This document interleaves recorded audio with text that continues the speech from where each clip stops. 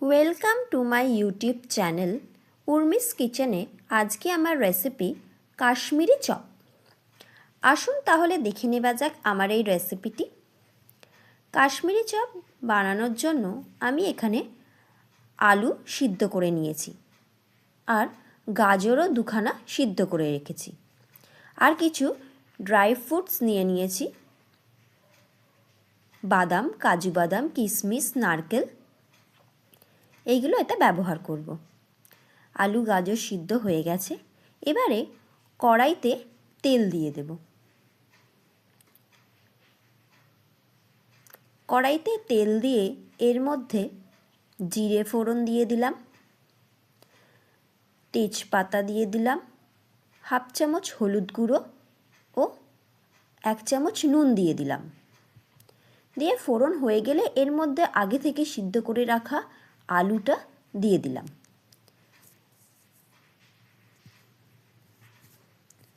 1 চামচ জিরে গুঁড়ো, একটা কাঁচা লঙ্কা কুচি দিয়ে দিলাম। দিয়ে ভালো করে মশলার সাথে আলুটাকে মিশিয়ে নিচ্ছি। 1 চামচ টমেটো পিউরি দিয়ে দিলাম, ধনেপাতা কুচি দিয়ে দিলাম, দিয়ে আবারও ভালো করে মিশিয়ে নিচ্ছি। গরম মশলার গুঁড়ো দিয়ে দিলাম, আর সিদ্ধ করে রাখা গাজরটাও এর মধ্যে দিয়ে দিলাম।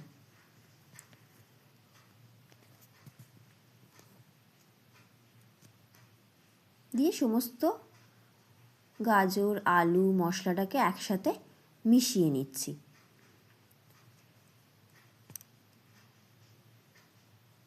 মিশিয়ে নিয়ে এতে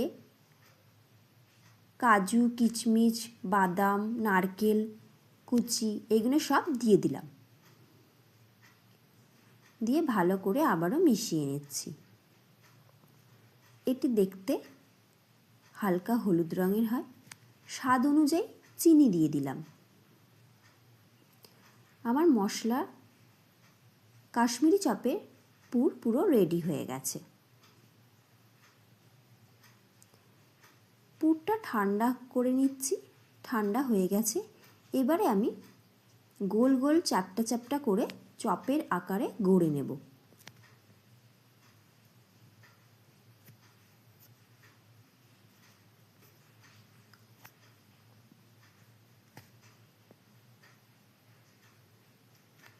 এবারে আমি ব্যাটারটা রেডি করে নিচ্ছি বেসনের। তার বেসনের মধ্যে জিরে গুঁড়ো, লঙ্কার গুঁড়ো, কাশ্মীরি লঙ্কার গুঁড়ো, হলুদ গুঁড়ো, নুন, বিট নুন স্বাদ অনুযায়ী, কালো জিরে, চিনি দিয়ে দিলাম। দিয়ে সমস্ত মশলাটাকে ভালো করে মিশিয়ে নিচ্ছি। মিশিয়ে নিয়ে অল্প অল্প জল দিয়ে ব্যাটারটাকে রেডি করে নেব। রেডি করে রেস্টে রেখে দেব 10 মিনিট। 10 মিনিট পরে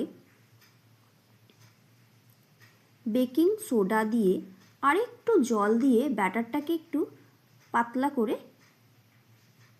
গুলে নেব।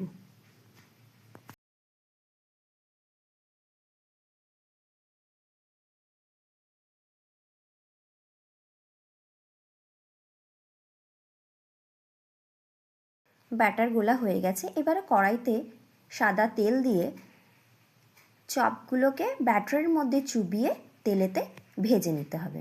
তেলের মধ্যে দিয়ে দিলাম। এক পিঠ হয়ে গেলে অপর পিঠ উল্টে দেব, দিয়ে 2 পিঠ ব্রাউন করে ভেজে নেব। তাহলেই হয়ে গেল আজকের আমার রেসিপি কাশ্মীরি চপ।